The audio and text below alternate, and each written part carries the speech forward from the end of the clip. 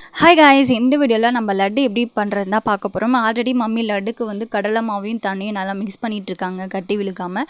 அதுக்கப்புறம் லட்டுக்கு தேவையான அந்த கலர் பவுடர், கீ, திராட்சை, அது ட்ரை கிரேப்ஸ் அண்டு ஆயில் இதெல்லாமே ரெடியாக வச்சுருந்தாங்க. நான் கூட முந்திரியை காணும்னு தேடினேன், பட் முந்திரி எங்கேயோ ஒளிச்சு வச்சுருக்காங்க போல். நாங்களாம் எடுத்து சாப்பிட்ருவோன்னு. ஆனால் எனக்கு முந்திரி பிடிக்காது. என் சிஸ்டருக்கு தான் முந்திரி பிடிக்கும். அவள் தான் எடுத்து திருடி சாப்பிட்ருவா. அப்புறம் இன்னொரு கவரில் வந்து சுகர் வச்சுருந்தாங்க. எனக்கு கண்டிப்பாக அளவு தெரியாது. மேபி உங்களுக்கு யாராவது அளவு தேவைப்பட்டுச்சுன்னா எனக்கு ஒரு கமெண்ட் பண்ணுங்கள், நான் உங்களுக்கு ரிப்ளை பண்ணுறேன். திரும்பவும் வந்து மாவு கொட்ட சொன்னாங்க. நான் வந்து ஏன்னு கேட்டேன். மம்மி தண்ணி ஊற்றும் போது அதிகமாக ஊற்றிட்டாங்க போல், அதனால் ரொம்ப லிக்விட் கண்டென்ட்டில் இருந்துச்சு. திரும்பவும் மாவு கொட்ட சொல்லி திரும்பவும் வந்து அதை கிளறி வச்சாங்க. ஃபைனலி வந்து நல்லா பிசைஞ்சிட்டாங்க போல், லட்டு பர பதத்துக்கு கட்டி விழுகாமல். அப்புறம் மாவு எடுத்துகிட்டு கீழே வந்தால் அங்கே வந்துட்டு அடுப்பில் நல்லா எரிஞ்சிட்டு இருந்தது, மேலே எண்ணெய் சூடாகிட்டது. இதுக்கு முன்னாடி நிறைய டைம் லட்டு தீபாவளி எப்போ பண்ணுவாங்க, பட் நான் பார்த்ததில்ல. இப்போ தான் ஃபர்ஸ்ட் டைமாக நின்று பார்க்குறேன். ஏன்னா எங்களை பார்க்கவே விட மாட்டாங்க. நீங்கள் போங்க, உங்களுக்கு ஏதாவது ஒர்க் இருக்கோ அந்த ஒர்க் பாருங்கள் அப்படின்னு சொல்லுவாங்க. பார்க்கவே அழகாக இருக்கல. ஆனால் நான் ஒரே ஒரு டைம் பண்ணுறேனேன்னு ரொம்ப கெஞ்சினா என்னை விடவே இல்லைங்க.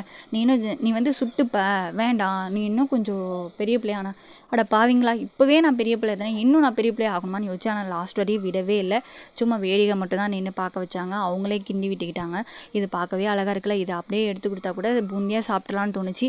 பட் அவ்வளோவா நல்லா இருக்காதுல்ல, அதனால் நான் அதிகமாக இதெல்லாம் லைக் பண்ணல. சரி லட்டு எப்படா வரும்னு வெயிட் பண்ணேன். என்னால் ரொம்ப நேரம் நின்று எடுக்க முடியல, ஏன்னா ரொம்ப ஹீட்டாக இருந்தது. ஃபர்ஸ்ட் டைம் எடுத்ததும் நான் மேலே வந்துட்டு, அதுக்கப்புறம் மேலே வந்ததுக்கப்புறம் கீயை ஹீட் பண்ணி அதில் முந்திரியும் திராட்சையும் போட்டு நல்லா பொரிச்சு எடுத்தாங்க. நல்ல மனம். எனக்கு உண்மையாக வந்து இந்த ஸ்மெல் ரொம்ப பிடிக்கும். கீ அதிகமாக யூஸ் பண்ணலாம். ஆனால் நான் அப்போல்லாம் கிடையாது.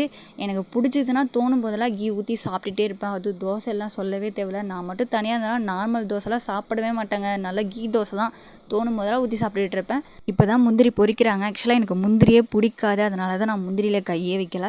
ஒருவேளை எனக்கு பிடிச்சிருந்துன்னா கண்டிப்பாக மொத்த முந்திரி இப்போ நான் தான் சாப்பிட்ருப்பேன். அப்புறம் லட்டுக்கு பாகு, சக்கரை பாகு காய்ச்சிட்டாங்க. காய்ச்சி ஊற்றி நல்லா கிண்டிகிட்டு இருந்தாங்க. அது பெருசாக ஒரு உலக்க மாதிரி ஒன்று வச்சு கிண்டிகிட்டு இருந்தாங்க. நான் ஒரு சுற்று தாங்க சுற்றுறேன். அதுக்கப்புறம் கை வலிச்சிருச்சு, நான் கொடுத்துட்டேன். அது சுட இருந்தது. நெய்யெல்லாம் ஊற்றி அந்த பொரிச்ச முந்திரி திராட்சைலாம் போட்டு வச்சுருந்தாங்க.